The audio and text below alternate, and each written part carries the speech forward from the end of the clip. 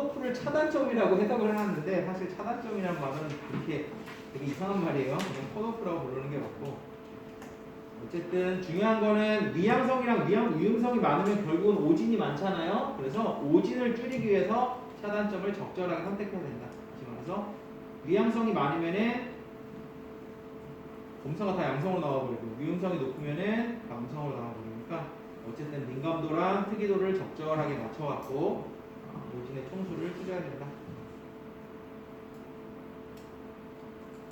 자, 이 얘기는 뭐냐면 민감도가 높은 검사법은 검사가 음성일 때 가장 유용하고 특이도가 높은 검사법은 검사가 양성일 때 가장 유용하고 이거는 그냥 상식적으로 생각하면 돼요. 민감도를 양성을 잘 잡는 거죠. 그러면 얘는 그냥 개나 소나 다 그냥 양성으로 잡아버려요. 그러다가 얘한테 음성이 나왔다. 그럼 그게 무슨 얘기겠어요? 얘는 진짜 음성일 확률이 되게 높은 거죠. 안 그래도 양성을 잘 잡는 애니까. 민감도 높은 검사법을 했을 때 음성이 만약에 나오면은 그 음성은 진짜 음성일 확률이 높다는 얘기예요. 특이도가 높은 검사법은 반대로 결과가 얘는 음성만 잘 잡는 애죠. 만약에 양성이 딱 나왔다. 그러면은 와 얘는 음성을 잘 잡는 시험으로 했는데도 양성이 나왔으니까 진짜 양성이겠네 라고 이제 생각한다는 거죠. 그래서 민감도가 높으면은 결과가 음성일 때 유용하고 특이도가 높으면은 결과가 양성일 때 유용하다. 그래서 만약에 코로나 검사하는데 민감도가 되게 높다. 99%다. 진짜 양성인 경우에는 얘가 다 잡는 애인데 음성이 딱 나왔다. 그러면 이 음성은 되게 신뢰할 만한 거겠죠.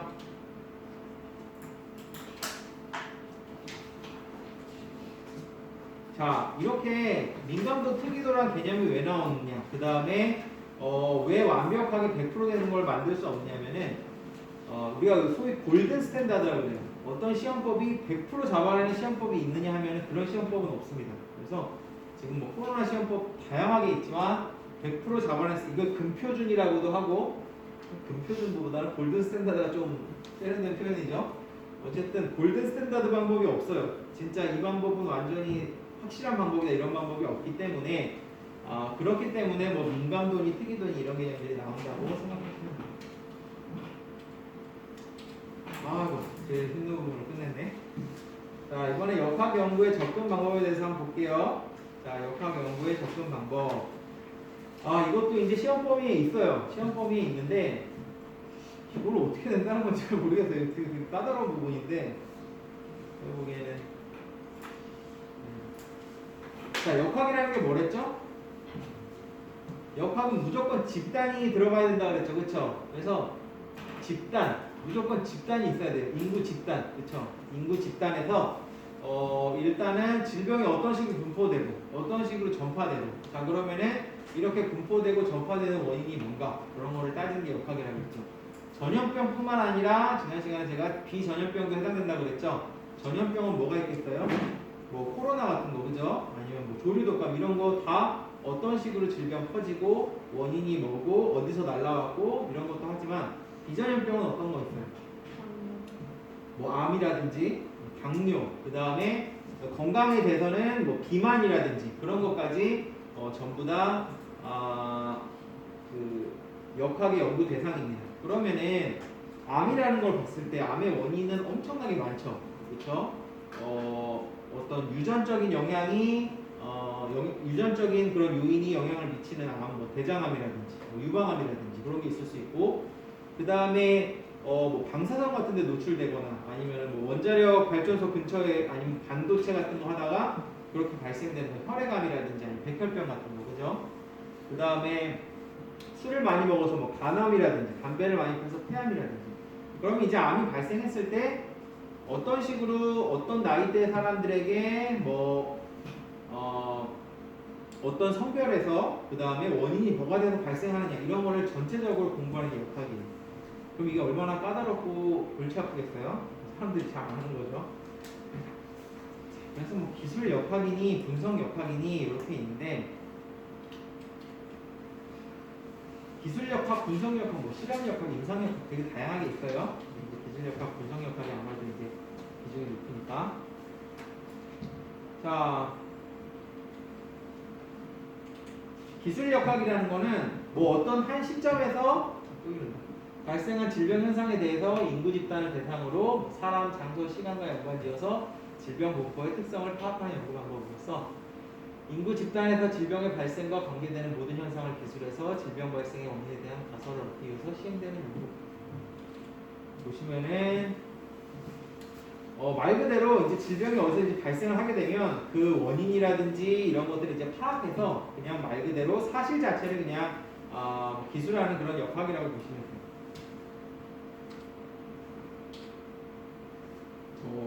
어떤 통계 같은 거를 통해서 어떤 식으로 증가하고 있고 어떤 선교에서 증가되고 있고 이런 것들을 연구하는 학문이고, 자 이제 좀 까다로운 건 분석 역학이에요. 분석 역학은 기술 역학을 통해서 이 자료가 막 나왔잖아요. 그러면은 그거를 갖다가 증명을 하는 거예요. 그래서 기술 역학을 통해서 딱 보니까 백혈병 걸린 이 사람들 주위에 원자력 발전소가 있었다. 반도체 공장이 있었다.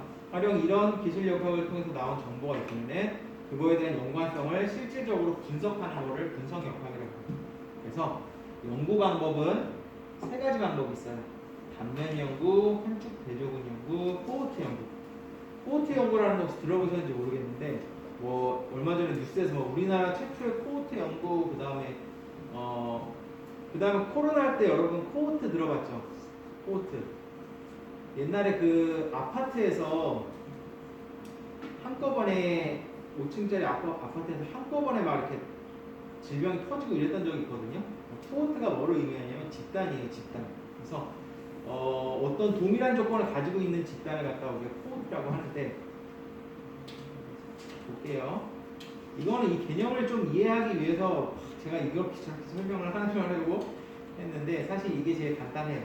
자, 연구가 세 가지가 있어요. 그냥 너무 복잡하게 생각하지 말고 세 가지가 있다는 것만 알아두세요. 단면 연구, 한축 대조구 연구, 코호트 연구.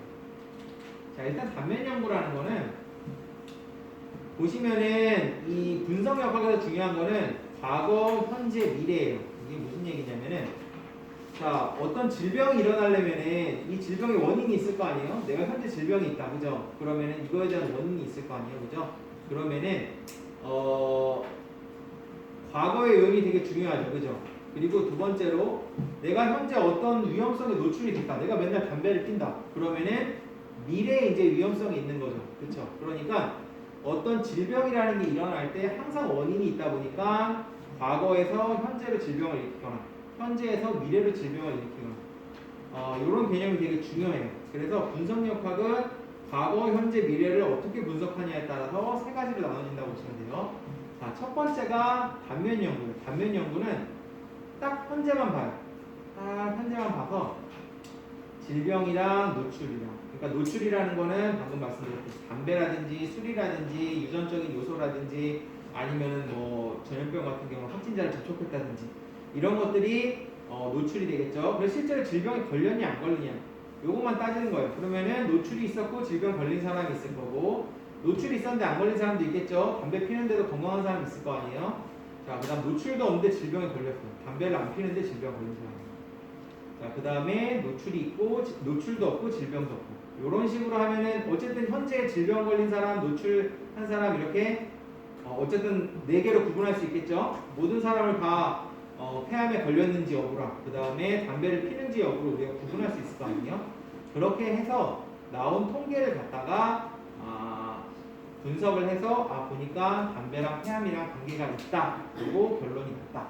그런 식으로 하는 게 단면입니다. 그래서 과거나 미래는 전혀 따지지 않고 현재만 하는 게 바로 단면 연구예요. 그게 단면 연구고, 자, 환자 대조군 연구.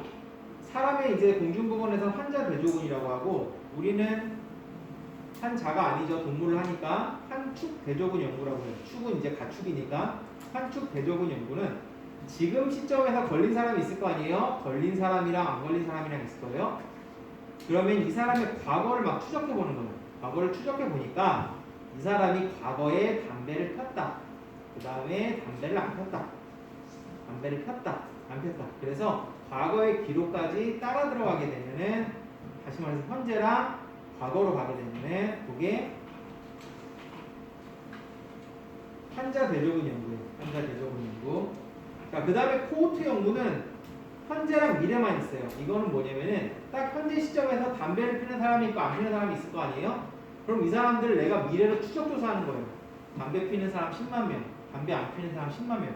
자, 이제 10년 동안 이 사람들이 폐암이 날지 안 날지 확인을 해보겠습니다 하면 그게 코호트 연구. 그래서 그냥 세 개를 구분을 할 때 현재 시점에만 보면은 단면 연구, 그리고 현재에서 과거로 돌아가면은 한축 대조군 연구, 현재에서 미래로 가게 되면은 코호트 연구, 이런 식으로 나눠진다고 보시면 됩니다. 자, 그래서 단면 연구, 질병의 유무랑 질병의 원인으로 의심되는 요인을 현재 시점에서 동시에 조사하는 거. 그러면 아까 말씀드렸듯이 4개가 나오는 거죠. 노출되고 질병 있는 사람, 노출은 되는데 질병 없는 사람, 노출은 안 되는데 질병 있는 사람, 노출도 없고 질병도 없는 사람. 그렇게 해서 딱 그 단면만, 현재 단면만 보는 거예요. 그래서 이거를 표현하는 표현 중에 하나가 스냅샷이라는 표현이 있어요. 스냅샷이라는 게 뭐냐면은 그냥 이렇게 딱 어떤 순간에 사진을 딱 찍는 거예요. 그것처럼 딱 현재 시점에서 사진을 찍어서 보는 거죠. 그래서 단면 연구는 딱 현재 시점에서 딱 사진을 찍은 거라고 보시면 되고, 자, 제일 장점은 뭐예요? 현재 그냥 데이터로만 분석을 하니까 돈이 안 드는 거죠. 단점은 질병이라는 게 과거의 원인이 되거나 어쨌든 그런 과거의 원인이 돼서 현재 질병이 있는 그런 부분인데 선후관계 규명을 제대로 하지 못해요. 그래서 상관관계는 내가 볼 수 있겠지만 어떤 인과관계에 대해서 따지기는 어렵습니다. 이렇게 되고 질병의 복합 요인 중 원인 요인만 찾아내는 거죠. 자, 두 번째는 뭐라 그랬죠? 한축 대조군 연구. 그래서 지금 걸린 사람을 기점으로 뒤로 파고 들어가는 거예요. 자, 그래서 한축군 걸린 사람, 그 다음 대조군 안 걸린 사람 딱 이렇게 나눠갖고, 가령 코로나라고 하면 코로나 걸린 사람, 안 걸린 사람 나눠가지고 그 전에 누구 노출했어요, 누구 만났어요, 이런 거 다 이제 파고 들어가게 되면 그게 환자 대조군 연구가 되는 거죠. 다만 그런 건 이제 어떻게 보면 역학의 여기 있는 역학의 개념이랑 조금 다른 게, 여기 있는 거는 집단을 대상으로 굉장히 많은 사람을 이제 조사하는 거고, 지금 뭐 코로나 한 명씩 하는 거는 일단은 개인적으로 조사하는 거고 집단을 대상으로 하는 게 아니죠. 하지만 집단을 대상으로 가게 되면 그것도 이제 역학의 개념이 되는 거죠.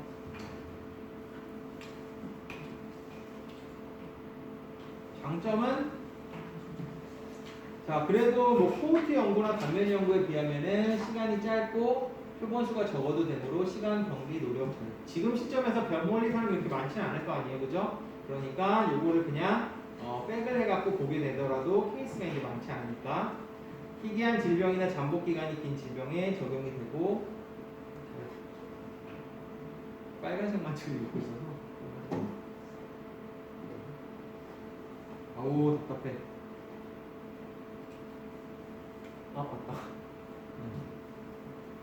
발생이 적어도 되고 적합한 대조군 선정이 매우 어렵다. 이 단점이 있습니다. 자, 코호트 연구. 코호트 연구는 뭐라고 그랬죠? 지금 시점에서 딱 샘플을 조사해놔요. 노출된 사람, 안 노출된 사람 이런 식으로. 그 다음부터 이 사람 추적 조사하는 거예요.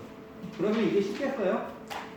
질병이라는 게 1, 2년 있다 발생하는 게 아니죠.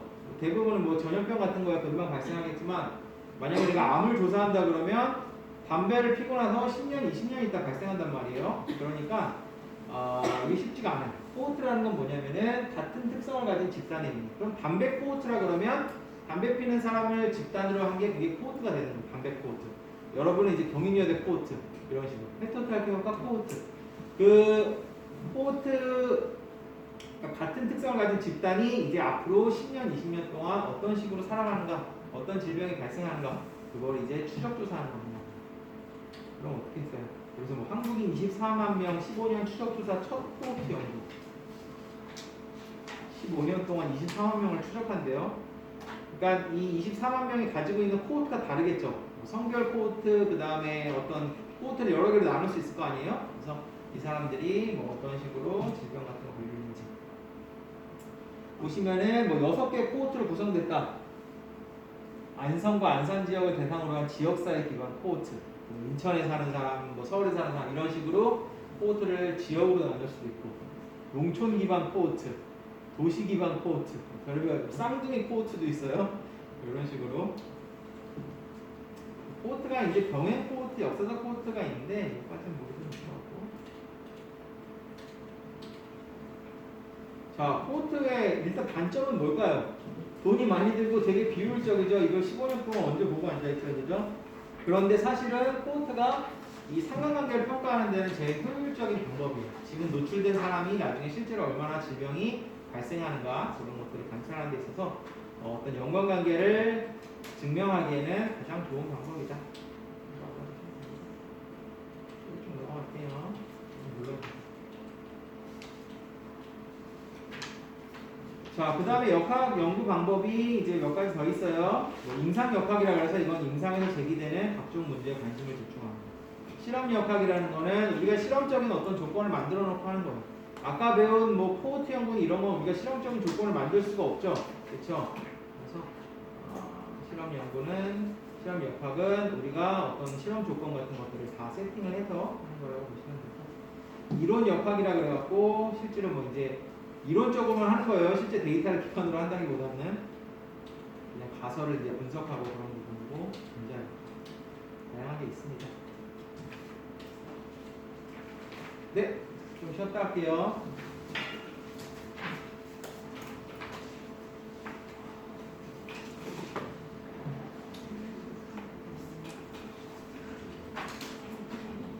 잠깐만요. 슬라이드 4개만 남았는데 우리 4개만 더 하고 15분 쉬었다 할게요.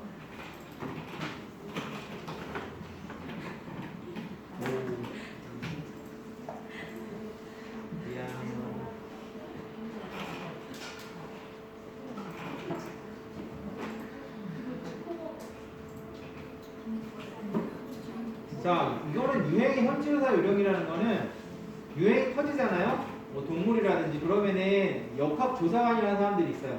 그 사람들이 직접 내려와가지고 이걸 관찰을 해요. 원인이 뭔지 인터뷰도 하고, 그 다음에 여기 뭐 구조가 어떻게 되는지 분석도 하고, 그 다음에 질병 같은 게 어떻죠? 전염병이 많단 말이에요. 동물은. 그러니까 거기 있는 트럭이라든지 뭐 이런 거 들어오는 사람이라든지 이런 거 통제하는 방법 어떻게 하고, 어쨌든 현지 조사를 직접 나가서 이런 다양한 고려 요소들을 준비를 한다. 그래서 출장 전에 뭐 문헌도 좀 뒤지고, 그 다음에 조사 대상 지역, 뭐 과거에 어떤 병이 있었나, 그 다음에 가축사육은 몇 마리나 하나, 근처에 뭐 다른 농장은 뭐가 있나 이런 것까지 정보를 획득을 하고, 그 다음에 해당 행정기관에 협조 요청을 해서 뭐 조사팀의 조직 및 훈련. 그래서 이건 보통 팀으로 움직이죠. 팀으로 움직여서 이 사람은 뭐 가서 인터뷰하고, 이 사람들은 어디 통제하고 이런 식으로 이렇게 하고, 기구랑 소모품도 준비를 하고. 자, 그래서 유행 조사를 이제 본격적으로 들어가게 되면은 일단은 자료를 다 모으고 그걸 이제 분석하고 그 다음에 대책을 수립한다. 이런 식으로. 유행 발생하고 유행 발생 및 규모를 이제 파악을 한 후에 자료 수집하고 특성 분석하고, 그 다음에 결정적으로 제일 중요한 건 원인 규명하는 거죠. 막 동물들이, 우리도 코로나 처음에 터졌을 때 괴질 같이 무슨 폐렴이 막 발생한다 그랬죠. 그래서 그거를 계속 파보니까 코로나가 나온 거 아니에요, 그죠? 그런 식으로 해서 마지막에 어떤 식으로 막을 건가, 어떤 식으로 반응을 할 건가, 이런 것까지 하게 됩니다. 네, 역학이 여기 끝났고 15분 있다가 다시 할게요.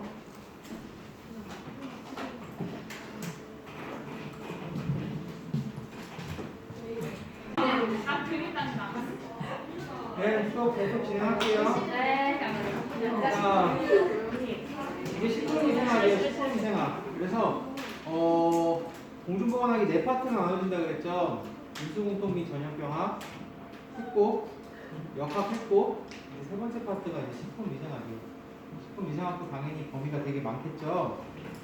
그래서 일단 오늘 하고 다음 시간까지 아마 지속해서 하게 될 것 같고요. 자, 식품위생은 우리가 말 그대로 이게 역학보다 훨씬 쉬워요. 편하게 들으세요. 그러니까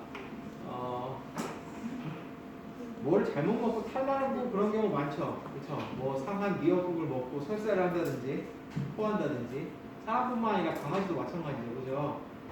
그래서 식중독이랑 굉장히 연관이 많이 돼 있고, 식중독이라는 거는 우리가 상한 음식 같은 거 먹으면 안에 세균이나 바이러스가 있죠. 그래서 미생물에 의한 것도 있고, 그 다음에 아니면은 화학적인 식중독도 있어요. 뭐 안에 곰팡이 독소가 있다든지, 아니면은 뭐 중금속이라든지 그런 물질이 있다든지 그런 것까지 해서 굉장히 이제 다양하게 원인이 있을 수 있고, 결국은 이 식중독이라는 거는 식품을 섭취했을 때 감염이라든지 독소라든지 어쨌든 다양한 원인에 의해서 질병이 발생되는 걸 갖다가 우리가 식중독이라고 정의를 한다. 자, 이제 옛날에는 뭐 식품이 깨끗하고 안 깨끗하고 그런 게 별로 중요하지가 않았죠. 일단은 먹을 게 없으니까 싸고 영양소 풍부한 거. 그러다가 이제 90년대 들어오면 좀 맛있는 거.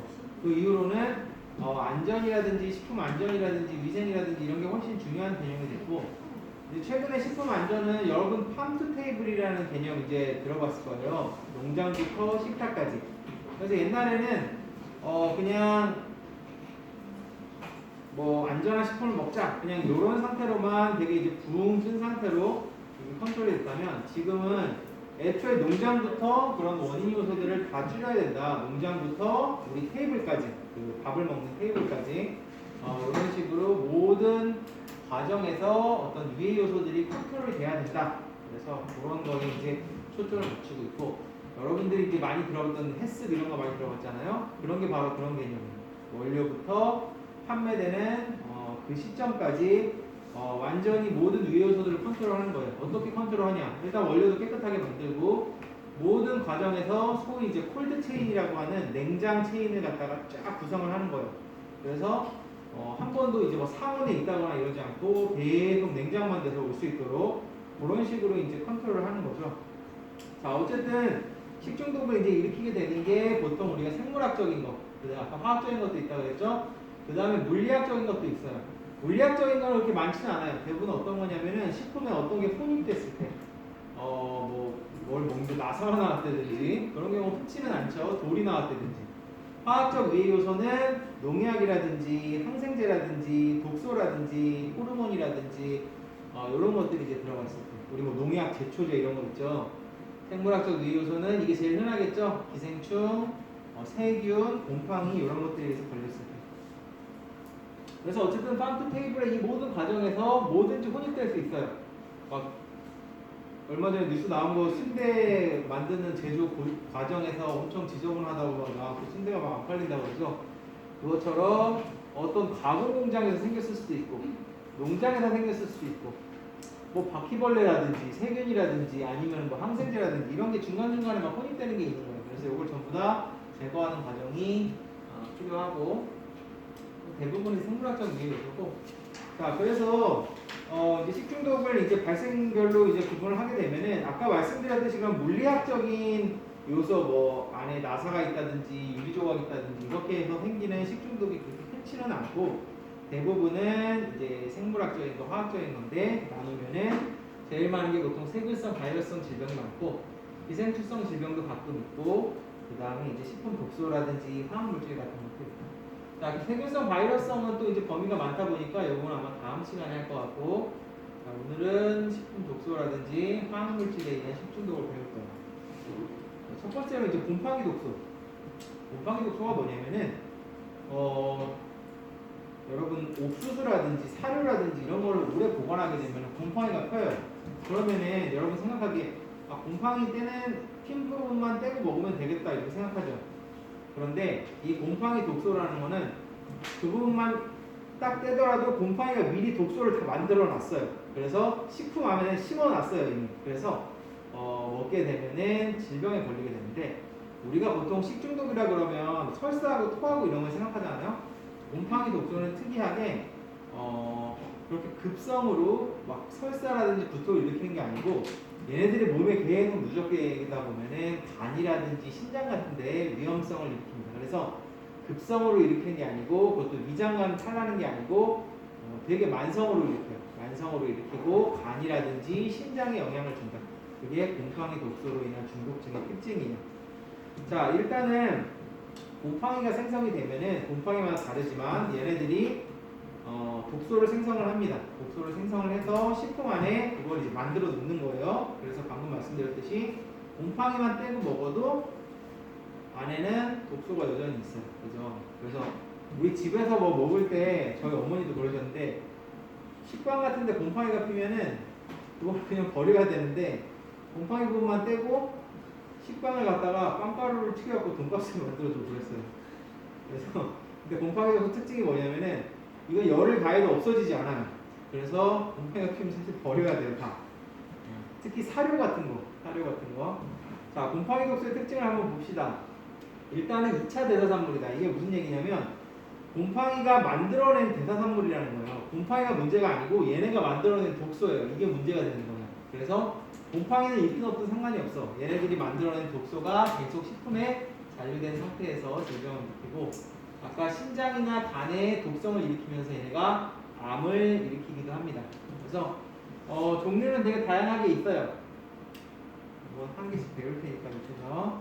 자, 그래서 이런 식으로 식품을 오랫동안 보관하게 되면 곰팡이가 피게 됩니다. 특히 우리가 먹는 식품은 다 포장도 돼 있고 하지만 사료라든지 이런 것들은 막 이렇게 벌크를 막 쌓아놓고 보관하거든요. 거기서 이제 곰팡이가 피는 거예요. 곰팡이가 피게 되면은 특징이 뭐냐면은 자 여기 식품에 이제 곰팡이가 폈어요. 곰팡이가 폈어요. 그러면은 얘네들이 곰팡이라는 게 어떤 환경에서 피죠? 네, 막 습하고 막 따뜻하고 이런 곰팡이 피기 시작하잖아요. 그죠? 우리 집안에서도 곰팡이 막 피는 것처럼. 그러면은 곰팡이가 한 개, 두 개, 세 개 막 이렇게 자라면서 얘네들이 이 안에 독소를 만드는 거예요. 자, 그럼 독소는 아직 식품 안에 있죠? 나중에 곰팡이가 다 제거가 돼버려도 독소는 그대로 있는 거예요. 그럼 사람이 이걸 먹게 되면은 간이라든지 신장에 영향을 주는 거죠. 자, 일반적인 우리가 식중독이라 그러면은 아까 말씀드렸지만 설사하고 토하고 급성으로 일으키는데 곰팡이는 특이하게 만성적으로 일으킨다. 그걸 꼭 기억을 해주세요.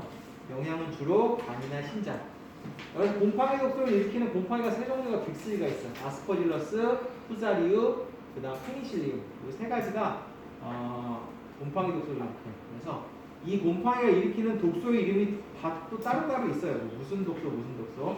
그런 식으로 되고 제일 많은 게 보통 콩, 옥수수, 곡류 이런 것들.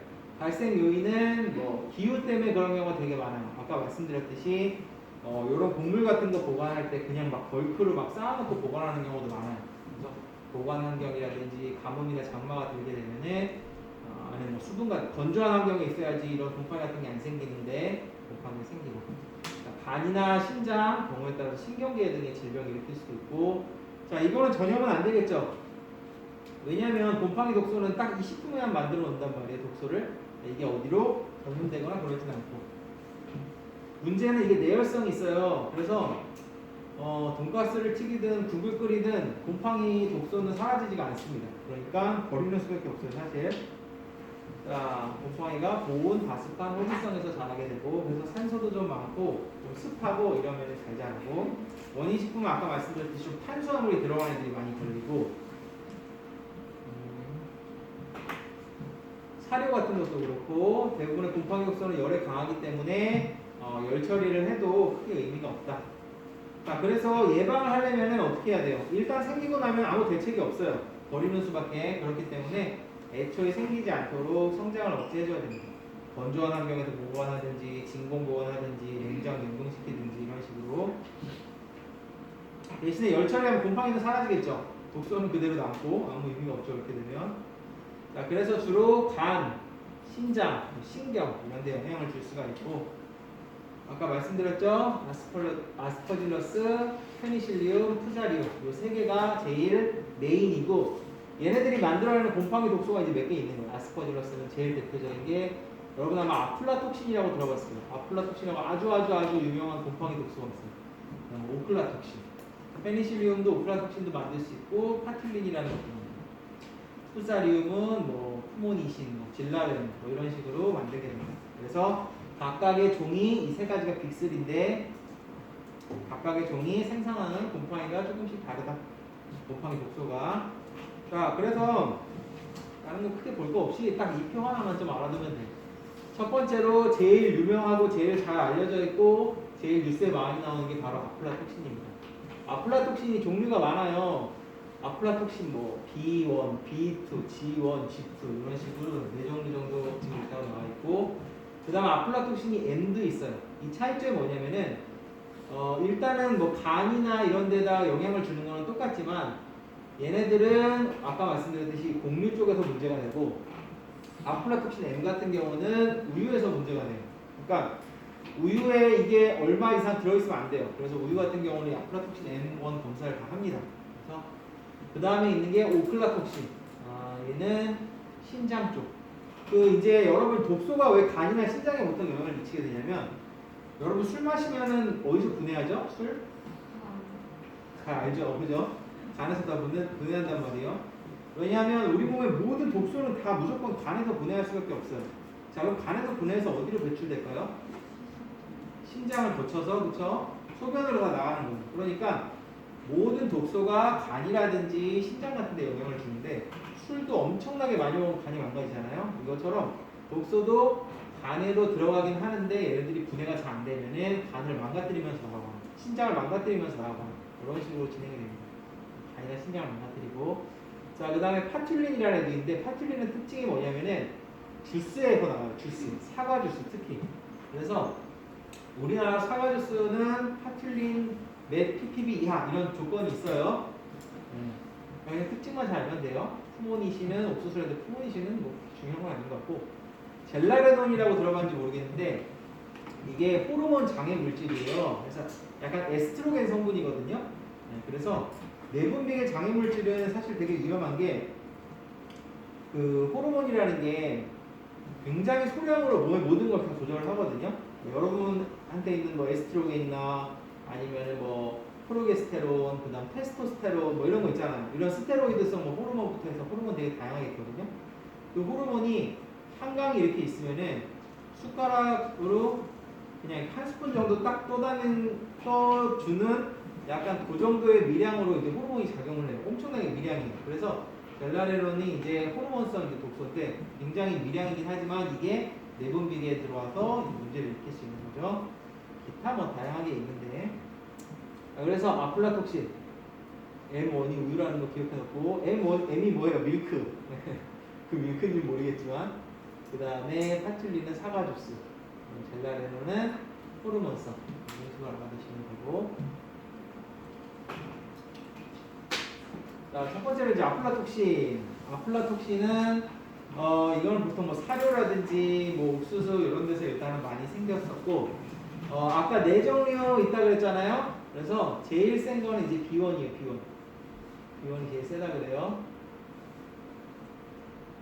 M1이 아까 우유에서 나온 거였죠? 하나, 둘, 셋, 더 6개인데? M1, M2도 있나 보다. 여기 M1만 나와 있는데 누가 M1일 텐데. 어쨌든 여기는 M1. M1은 우유. 그렇죠? 동력은 B1이 제일 크대요.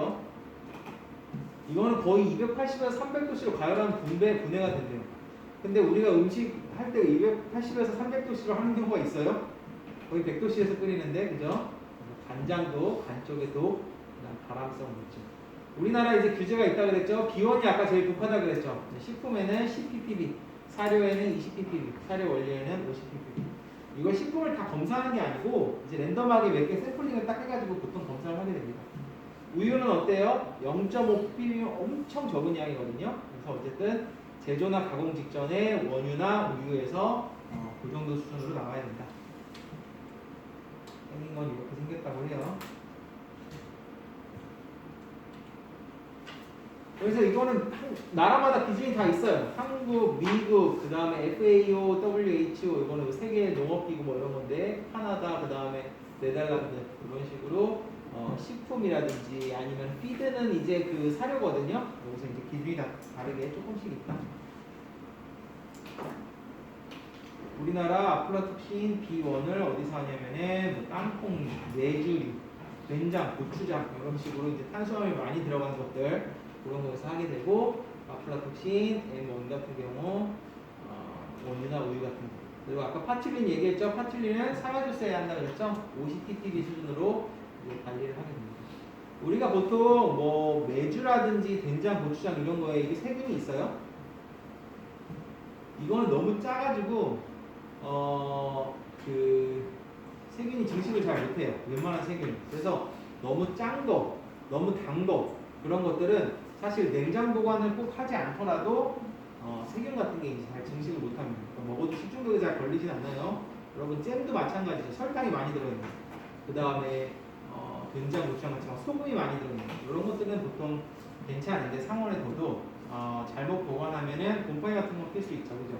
곰팡이 같은 거 피게 되면은 먹고 막 설사하거나 그러진 않지만 이런 것들이 누적돼서 질병을 일으킬 수 있죠. 그래서 논문 같은 거 보면은 실제로 우리나라 식품에서 아플라톡신이 뭐 얼마 정도 있는지 검사를 해요. 그래서 이제 어떤 다양한 막 화학기계가 있어요. 뭐 분석기계라고 해서 소위 뭐 HPLC 뭐 이런 거 가지고 식품을 막 갈아가지고 넣어갖고 아플라톡신 얼마 있나 이런 걸 이제 막 조사를 실제로 합니다. 두 번째는 이제 오플라톡신이에요. 아플라톡신이랑 좀 비슷한 애라고 보면 돼요. 그래서 뭐 7종류가 있고 좀 중요한 게 있고 간장이나 신장 장애, 뭐 신경 독소가 있는 경우도 있고 면역 독소가 있는 경우도 있고 옥수수, 두류, 곡류 뭐 비슷하게 발생하죠. 향신료, 커피 원두, 용지햄 뭐 이런 거. 자, 그다음 시트린이라는 애도 있어요. 시트린이. 그래서 얘는 쌀의 황변미 중독 원인 독소 중에 하나라고 하는데 황변미 중독에 대해서는 이제 설명을 드릴게요. 이 황변미 중독을 일으키는 애들이 이제 몇 개 있어요. 시트린이 이제 그 중에 하나고 독소는 뭐 UV하에서 UV는 자외선이죠. 레몬빛의 황색을 나타내고 신장독으로 급성 또는 만성의 네프로시스 이제 신장 질환을 일으키는 거. 한마디로 그냥 마찬가지로 신장이나 간장의 질병을 일으키는 거고 페니실리움이라든가 만들어내고 빅3 중에 다 포함되어 있어요. 대부분. 황변미 중독이라는 건 뭐냐면 그냥 쌀 오랫동안 보관하면 쌀이 조금 노랗게 되는 경우가 있어요. 그런 거 보셨어요 혹시? 그런 걸 황변미라고 해요. 황변미. 그러면은 황변미를 사실 버려야 되는데 이게 너무 아까우니까 이거 갖다 그 떡을 해 먹는 경우가 있어요. 그래서 그 쌀에 곰팡이가 이제 피게 되면은 곰팡이는 사라지더라도 걔네들이 만들어낸 독소가 남아 있는 거예요. 그래서 그냥 색깔이 노랗게 된 건 변색이 된 게 아니고 곰팡이 독소가 이제 오염이 된 거예요. 그래서 옛날 유기탈출 넘버원에서 금준현이 막 연기를 하는데 황변미로 만든 가래떡을 먹고 간암이 생긴 거예요. 이거 계속 먹다가 결국은 황변미라 중독이라 그래갖고 곰팡이 독소가 오염이 되면은 이제 쌀이죠. 아까 곡류라든지 이런 데 많이 생기니까 뭐 시트리닌이 그러니까 황변미를 일으키는 것 중에 하나예요. 시트리닌 말고도 참 발음도 어렵게 생기네요. 시트레오비리딘? 얘도 원래 그 슬라이드에 있었는데 제가 빼버렸어요. 중요한 게 아니어서. 그래서 몇 가지가 있어요. 이렇게 황변미 일으키는 애들이. 그래서 요거를 먹고 뭐 간이라든지 이런데 심하면 이제 암 같은 게 발생하는 거죠. 그런 식으로 중독 현상을 일으킬 수 있고 곰팡이 중독 중에 하나다. 아까 말씀드렸듯이 만성으로 발생이 되니까 간이라든지 신장에 최종적으로 암 같은 거를 발생시킬 수 있는 거죠. 그래서 황변미란 수분이 많은 쌀에 곰팡이가 기생해 황색으로 변질된 쌀. 자, 결국은 쌀이 보관을 잘못하면 벌레 생기거나 그러죠. 곰팡이가 생긴 것도 결국은 보관이 어떤 루트든지 잘못된 거죠. 그렇죠? 그런 식으로 습기가 들어갔다든지 어쨌든 자주 섭취하면 뭐 신장암, 중추신경 마비, 간암까지 뭐 이런 유기탈출 넘버원은 뭐만 하면 다 죽여버리죠 그냥. 그 다음 젤라레논은 에스트로겐의 성질을 가지고 있는 호르몬성 저기예요. 그래서 돼지가 그 젤라레논에 오염된 사료 같은 거를 먹고 비정상적인 발정 증세를 보인다고 해요. 그렇죠? 에스트로겐이라는 게 그 여성 호르몬 아니에요, 그죠? 그러니까 이런 게 이제 여성 호르몬이라는 게 돼지도 마찬가지로 사람도 그렇고 돼지도 그렇고 다 동물이든 사람이든 어떤 성적인 사이클이 있단 말이에요. 그런데 호르몬이 아까 말씀드렸듯이 굉장히 소량으로 몸의 모든 그런 것들을 조절을 하게 되는데 이게 몸에 딱 들어오게 되면은 돼지가 발정이 날 때가 아닌데 발정이 난다든지 이런 식으로 내분비계 교란을 일으키는 거죠. 그래서 옥수수, 밀, 비리, 보리, 참깨 이런 것들이 오염돼서 사료가 된다든지 아니면 사료가 된 상태에서 오염이 딱 돼버린다든지 특히 뭐 옥수수로 만든 사료는 종류가 되게 많죠. 이렇게 돼서 생길 수 있고 자, 그 다음에 파틸린. 파틸린은 뭐 중요한 건 없는데 제일 중요한 건 아까 말씀드렸듯이 사과 주스. 사과 주스에서 기준이 있다. 그 다음 이제 푸모니신. 네, 푸모니신은 이제 주로 옥수수에서 이제 많이 발생하는데 아프리카의 트랜스케이 지방 사람의 높은 식도암 유병률은 나중에 찾아보니까 옥수수에서 발견되는 것과 통계적으로 공개가 자, 이런 게 역학이에요, 역학. 식도암이 많이 발생을 해갖고 이 사람들이 기존에 뭐를 먹었는지 막 노출 조건을 조사한다든지 뭐 이런 식으로 과거 현재를 넘나들면서 질병의 원인을 분석하는 게 역학이에요, 그죠? 그 이제 막 수의학 같은 거 배우면은 이런 것도 배워요. 폐수종을 일으키는 게 원인이 푸모니신 막 찾아내고 이런 거. 이런 거 뭐 뇌백질 염화증 뭐 이런 거 원인 찾아내고 일반적으로는 간이나 심장 쪽에 독성을 일으킨다고 보시면 되고 그 다음에 보리 속에 있는 이 맥각이라는 이 어떤 그 곰팡이 같은 게 있어요. 그래서 인체에서 근육의 수축, 특히 자궁의 수축을 가져오기 때문에 의약품으로 사용되어 왔으나 그 양이 많은 경우에는 독성물질로 작용해서 맥각에 의한 중독증을 맥각병, 얼고티즘이라고 부른다고 합니다. 그래서 뭐 적게 쓰면 약인데 많이 쓰면 이제 독소가 돼갖고 뭐 맥각이 이제 포함이 돼 있으면은 다양한 종류의 어떤 식중독 증상을 일으킬 수 있다. 이것도 되게 많이 나와요. 그 시험 문제 같은데 뭐 맥각 일으키는 동물에서 어떤 질병을 일으키는지 그렇게 신경 쓸 필요 없고 그래서 뭐 호밀, 라이맥, 보리같이 어떤 보리 종류에서 맥각이 생길 수 있고 자, 그 다음에 식품 독소. 자, 이제 자연 독소에 대해서 배울게요. 그래서 자연 독소는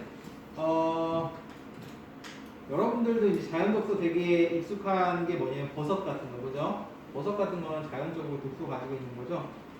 자, 자연독 식중독. 동식물체 중에는 생존 중에 자연적으로 생성되는 독성분이 있고, 뭐 여기 보시면 이제 앞으로 배울 게 나와요. 버섯 같은 거, 바지락이나 맥각, 방금 한 맥각 같은 것도 자연독의 일종이고, 그다음 보거독 같은 거, 감자독, 그렇죠? 그런 것들도 이제 다 자연독의 일종이죠. 유독한 거를 식용이랑 오해하는 경우도 있고, 일반적으로 이제 식용이 되는데 어떤 특수한 조건에서 유독화되는 경우도 있어요. 가령 조개 같은 경우는 평소에는 괜찮아요. 근데 산란기나 여름철이 되면은 조개에서 독소가 생성돼서 위험합니다. 지금 굴철이죠, 굴. 그죠? 그리고 좀 있으면 막 꼬막철도 오고 그런단 말이에요. 굴이든 꼬막이든 이렇게 다양한 종류의 조개가 보통은 지금은 겨울철이 되면 많이 먹는데 왜 겨울철이 되면 많이 먹냐면은 이게 봄, 여름철에는 얘네들이 어떤 산란기 같은 게 되면서 독소를 막 만들어요. 그래서 먹으면은 식중독에 걸릴 확률이 높아요. 그래서 특수한 조건에서 유독화되는 경우가 있고 특수한 부위나 기관에 한정되어 독성물질을 함유하는 경우 제일 대표적인 보거죠, 그죠? 특정 부위는 독이 있어요. 특정 부위를 반드시 뗄 수 있는 조리사 자격증을 가진 사람이 조리를 해야 되죠. 보거 같은 거, 그죠? 자, 일단은 식물성 자연독에 대해서 보면은 첫 번째로 감자에 있는 솔라닌. 감자에 싹 피면은 독이라는 거 아시죠? 근데 독소가 그렇게 강하지는 않아요. 그래서 감자는 곰팡이 독소랑 다르게 곰팡이 독소는 곰팡이 떼고 먹어도 걸릴 수 있단 말이에요. 근데 감자에 있는 이 솔라닌 같은 경우는 독소가 별로 강하지 않기 때문에 보통은 그냥 쌍난 부분을 떼서 먹습니다.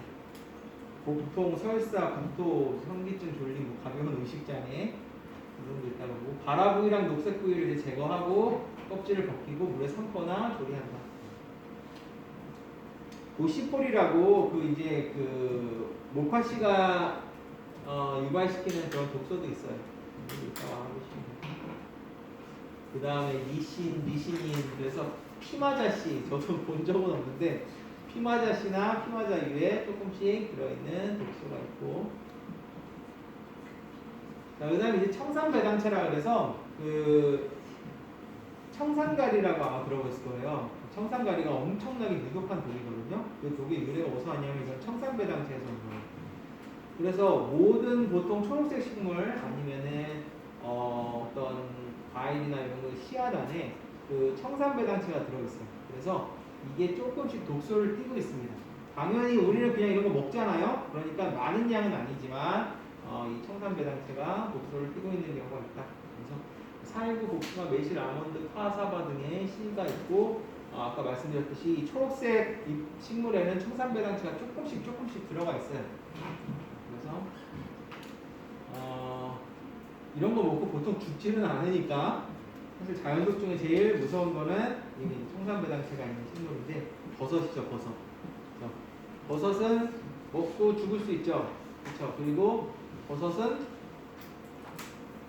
식용이랑 그 독성 버섯이랑 구분하기 굉장히 어려워요. 전문가들도 잘 구분을 못한다고 해요. 그리고 우리나라도 그렇고 버섯은 항상 사망 사고가 조금씩 있어요. 이건 뭐 감자 솔라닌 같은 거에 비교하지 못할 정도로 굉장히 독이 있는 거라고 보시면 되고, 말광대버섯, 화경버섯, 무당버섯 다양하게 있다고 해요. 자, 그래서 뭐 미장염 같은 거 일으키는 경우도 있고, 뭐 콜레라성 중독형이라고 해서 뭐 헛팔, 경련, 헛소리, 혼수 상태 이렇게 되는 경우도 있고, 그다음 뇌증형 중독이라고 해서 경직이라든지 신경증상을 일으키는 경우도 있고, 그래서 굉장히 다양하게 있고. 예방은 식용버섯과 독버섯을 감별하는 거였는데 이게 쉽나요? 자, 독버섯이 아주 그냥 다들 이쁘게 생겼죠. 보시면 굉장히 어렵고, 실제로 우리나라에서 그 독버섯 중독 사례가 매년 조금씩 나오고 있어요. 뭐 1년에 죽는 사람 뭐 2명 정도밖에 안 되고, 중독한 사람 중에서 죽는 비율이 그렇게 높지는 않죠. 우리 동네 7명 걸려서 3명, 22명 걸려서 다행히 죽지 않았고, 그렇진 않지만 어쨌든 뭐 239명 중에 11명 죽었으면은 5% 정도는 먹고 죽은 거죠. 우리나라에 알려진 야생버섯 1,500종 중 식용이 가능한 것은 2%에 불과하죠. 그러니까 그냥 뭐 보통 우리가 화려하게 생겼다 그러면 독버섯이라고 생각하는데 꼭 그렇진 않아요. 버섯은 절대 먹으면 안 되고, 고구산 광대버섯, 배나리 광대버섯 이런 애들이 이제 우리나라에서 가장 많이 식중독을 일으킨 애들이라고 보시면 되고, 자, 그 다음에 이제 식물성 독 했으니까 이제 동물성 독이에요. 동물성 독은 제일 대표적인 게 보고독입니다. 보고독. 보고독은 여러분들 많이 들어봤죠? 그렇죠? 보고독은 반드시 보고 요리를 할 줄 아는 사람이 제거를 해줘야 되죠. 왜 그러냐면은 보고독이라는 거는 몸 전체에 있는 게 아니에요. 그리고 모든 보고가 가지고 있는 것도 아니에요. 그렇게 되고, 이 보고독을 가지고 있는 애들이 있고, 보고독이 그 부위에 따라 달라요. 그래서 정소라든지 난소라든지 그다음 어쨌든 내장 쪽에 보고독이 보통 많은 편이고,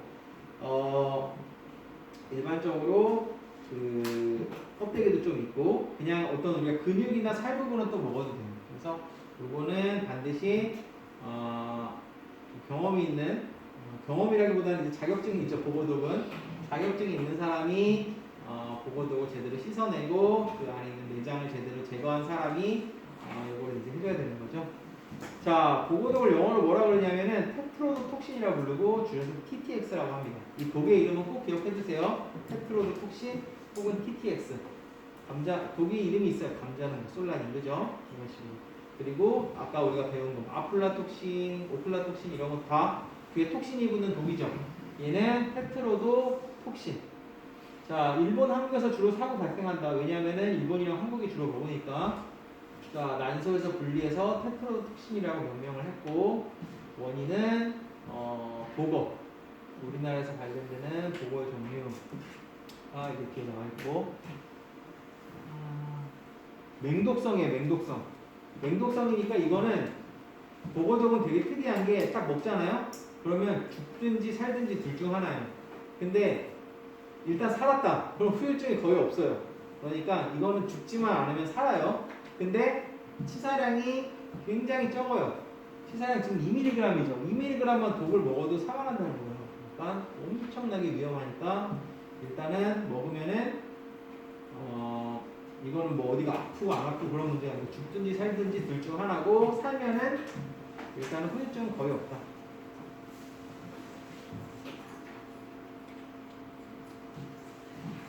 독어의 종류 및 부위별 독성. 식용으로 많이 이용되는 종은 뭐 자주복, 범복, 까치복, 곡성.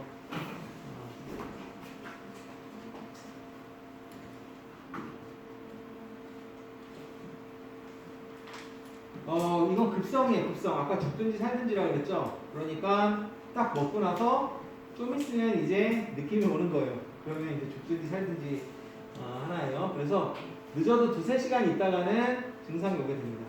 모든 식중독이 이렇게 빨리 오는 경우는 엄청나게 드물어요. 엄청나게 드물고 대부분의 식중독이 어떤 뭐 세균성 식중독이라 그러면 먹고 나서 안에서 증식되는 시간이 필요하단 말이에요.